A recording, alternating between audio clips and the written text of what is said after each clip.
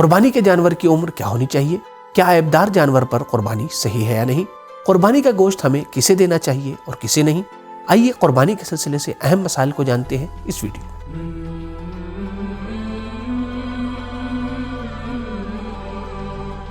بسم اللہ الرحمن الرحیم۔ مومنین کرام سلام علیکم۔ 10 ذی الحجہ یعنی عید الاضحیٰ کا دن، کہ جسے ہم بقر عید کا دن بھی کہتے ہیں، جس دن کی بہت زیادہ فضیلت بیان کی گئی ہے اور اس کے بہت سے اہم اعمال بیان کیے گئے ہیں، جیسے غسل کرنا کا جس کا بہت زیادہ ثواب بیان کیا گیا ہے۔ اسی طریقے سے روایات میں اس کی بہت زیادہ تاکید بھی کی گئی ہے۔ اسی طریقے سے نماز عید قربان پڑھنا کہ جو زمانہ غیبت میں مستحب مؤکد ہے۔ اس کے علاوہ دعائے ندبہ پڑھنا اور دعائے ندبہ پڑھ کر اپنے زمانے کے امام کو یاد کرنا بہت زیادہ فضیلت اور ثواب کا حامل ہے۔ اس کے علاوہ جو تاکید کی گئی ہے آج کے دن، وہ صحیفہ سجادیہ کی دعا نمبر 46 اور 48 کی تلاوت کرنا اور اسے پڑھنا ہے۔ اور اس کے علاوہ کہ جو ایک بہت ہی اہم عمل ہے، وہ عمل ہے قربانی کرنا۔ جیسا کہ آپ جانتے ہیں کہ بقر عید کے دن کا ایک اہم عمل قربانی ہے، کہ وہ افراد کے جو میدان مینا میں ہیں، حج کے لیے گئے ہیں، ان کے لیے یہ قربانی واجب ہے، لیکن وہ افراد کے جو حج کے لیے نہیں گئے ہیں، اپنے وطن میں ہیں، اپنے گھر پہ ہیں، ان کے لیے قربانی کرنا مستحب ہے اور اس کی بہت زیادہ فضیلت بیان کی گئی ہے، جیسا کہ مولا کائنات حضرت علی بن ابی طالب علیہ السلام کا ارشاد گرامی ہے۔ اگر لوگوں کو قربانی کے فائدے کے بارے میں معلوم ہو جاتا تو لوگ قرض لے کر قربانی کرتے۔ قربانی کے خون کا پہلا قطرہ زمین پر گرتا ہے تو خداوند متعال قربانی کرنے والے کے سارے گناہ کو معاف کر دیتا ہے۔ واجب قربانی اور مستحب قربانی دونوں کے الگ الگ شرائط اور الگ الگ احکام ہیں۔ آج انشاءاللہ اس ویڈیو میں ہم مستحب قربانی کے اہم احکام کو بیان کریں گے۔ تو آئیے جانتے ہیں اہم احکام کون کون سے ہیں۔ سب سے پہلا پوائنٹ یہ ہے کہ قربانی اونٹ، گائے، بھینس، بھیڑ، بکرا، بکری یا دمبے وغیرہ پر ہی ہونی چاہیے۔ مستحب قربانی میں ضروری نہیں ہے کہ جانور صحیح و سالم ہو، بلکہ اگر جانور عیبدار ہے، یعنی جیسے اس کا کان کٹا ہوا ہے یا سینگ ٹوٹی ہوئی ہے یا لنگڑا ہے یا اسی طریقے سے خصی ہے یا مثلاً بیمار ہے یا بہت کمزور ہے، اس کی بھی قربانی کی جا سکتی ہے، کوئی حرج نہیں ہے۔ لیکن ہاں، افضل اور بہتر یہ ہے کہ جانور صحیح و سالم ہو اور موٹا اور فربا ہو۔ دوسرا پوائنٹ یہ ہے کہ اپنے پالتو جانور کی قربانی کرنا مکروہ ہے۔ اسی طریقے سے ایک جانور کے سامنے دوسرے جانور کو قربان کرنا، ذبح کرنا مکروہ ہے۔ تیسرا پوائنٹ قربانی کے وقت کے بارے میں ہے۔ تو دیکھیں، مستحب قربانی کا وقت 3 دن ہوتا ہے، یعنی 10، 11 اور 12 ذی الحجہ۔ لیکن افضل اور بہتر یہ ہے کہ انسان 10 ذی الحجہ کو سورج نکلنے کے بعد اتنی دیر کہ جتنی دیر میں انسان نماز عید آسانی سے پڑھ لے، پھر اس کے بعد یعنی تقریباً 40-45 منٹ میں انسان نماز عید آسانی سے پڑھ لیتا ہے، پھر اس کے بعد کا وقت افضل اور بہتر وقت ہے۔ ان اہم پوائنٹ کے بعد آئیے جانتے ہیں کہ جانور کو ذبح کرتے وقت ہمیں کن چیزوں کا خیال رکھنا ضروری ہے۔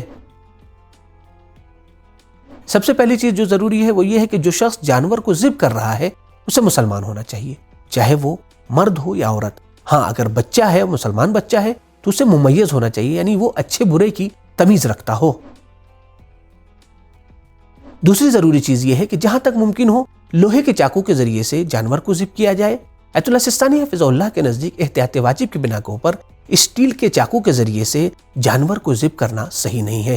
لیکن ہاں، اگر لوہا نہیں مل رہا، لوہے کی چاقو آپ کے پاس موجود نہیں ہے، تو پھر کسی بھی ایسی تیز چیز کے ذریعے سے کہ جس کے ذریعے سے جانور کی چاروں رگیں کٹ جائے، چاہے مثلاً شیشہ ہو یا اسٹیل کی چاقو ہو یا پتھر ہو کہ جس کے ذریعے سے چاروں رگیں کٹ جائے، اس کے ذریعے سے جانور کو ذبح کیا جا سکتا ہے۔ تیسری چیز جو ضروری ہے وہ یہ ہے کہ ذبح کے وقت جانور کو قبلے کی طرف ہونا چاہیے، یعنی جانور کا پیٹ اور گردن قبلے کی جانب ہونا چاہیے۔ لیکن جو شخص ذبح کر رہا ہے اس کا قبلے کی طرف ہونا ضروری نہیں ہے، لیکن ہاں، احتیاط مستحب یہ ہے کہ وہ بھی قبلے کی طرف ہو۔ ذبح کے وقت ضروری چیزوں میں چوتھی چیز یہ ہے کہ جانور کو ذبح کرتے وقت اللہ کا نام لیا جائے، اور یہ ضروری ہے کہ جو شخص ذبح کر رہا ہے وہی اللہ کا نام لے، چاہے وہ بسم اللہ کہے یا اللہ اکبر۔ پانچویں ضروری چیز جانور کی رگوں کا کٹنا ہے، یعنی ضروری ہے کہ جانور کی چاروں رگیں مکمل طریقے سے، صحیح طریقے سے کٹ جائیں۔ چھٹی چیز جو ضروری ہے وہ یہ ہے کہ ذبح کے بعد جانور حرکت کرے، چاہے وہ صرف آنکھ کو یا دم کو ہی ہلائے تو یہ کافی ہے۔ یہاں تک ہمیں یہ معلوم ہو گیا کہ ذبح کرتے وقت کن کن چیزوں کا خیال کرنا ضروری ہے۔ تو آئیے جان لیتے ہیں کہ قربانی کرتے وقت کن کن چیزوں کا خیال کرنا مستحب اور بہتر قرار دیا گیا ہے۔ سب سے پہلی چیز یہ ہے کہ قربانی سے پہلے جانور کے سامنے پانی رکھا جائے، دوسری چیز یہ ہے کہ اس طریقے سے جانور کو ذبح کیا جائے کہ اسے بہت زیادہ اذیت نہ ہو. مثلاً آپ تیز چاقو سے ذبح کریں یا تیزی سے ذبح کریں تاکہ اسے اذیت کم ہو سکے. تیسری چیز جو مستحب قرار دی گئی ہے وہ اس دعا کو پڑھنا ہے. بسم اللہ الرحمن الرحیم وجہت وجہی للذی فطر السماوات والارض حنیفا مسلما وما انا من المشرکین ان صلاتي ونسکی ومحیای ومماتی للہ رب العالمین لا شریک له وبذلک امرت وانا من المسلمین اللہم منک ولک بسم اللہ وباللہ واللہ اکبر. پھر اس کے بعد جانور کو ذبح کریں اور کہیں اللہم تقبل منی. اگر قربانی میں کئی لوگ شریک ہوں تو اس طریقے سے پڑھیں اللہم تقبل منا.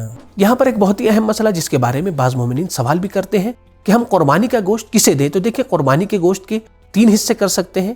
ایک حصہ آپ خود اپنے لیے اور اپنے اہل و عیال کے لیے یعنی اپنی فیملی کے لیے رکھ سکتے ہیں. دوسرا حصہ کسی بھی مسلمان اور مومن شخص کو دے سکتے ہیں. تیسرا حصہ احتیاط مستحب یہ ہے کہ غریب اور فقیر مسلمانوں کو دیا جائے. آخر میں مستحب قربانی کے سلسلے سے لوگوں کے درمیان پائی جانے والی غلط فہمیاں اور مسٹیک کے بارے میں جانتے ہیں اور دیکھتے ہیں کہ کون سی چیز غلط فہمی ہے اور حقیقت اور صحیح مسئلہ کیا ہے. سب سے پہلی بات یہ کہ بعض لوگوں کے درمیان مشہور یہ ہے کہ قربانی کے جانور کے اتنے دانت ہونے چاہیے، 2 دانت ہونے چاہیے، 3 دانت ہونے چاہیے. اس ٹائپ کی چیزیں جو مشہور ہیں، درحال کہ شریعت کے اعتبار سے اور مسائل کے اعتبار سے، مسئلے کے اعتبار سے اس کی کوئی حیثیت اور حقیقت نہیں ہے. دوسری چیز کو جو بعض مومنین کے درمیان مشہور ہے اور وہ یہ سمجھتے ہیں کہ خصی یا عیبدار جانور کو مستحب قربانی میں ذبح نہیں کیا جا سکتا ہے، ان کی قربانی نہیں کی جا سکتی.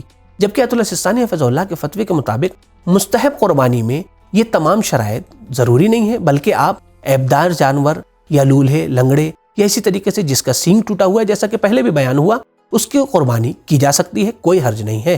تیسری غلط فہمی یہ ہے کہ بعض مومنین یہ سمجھتے ہیں کہ ایک جانور پر ایک ہی آدمی قربانی کر سکتا ہے، ایک ہی شخص قربانی کر سکتا ہے، جبکہ ایسا نہیں ہے.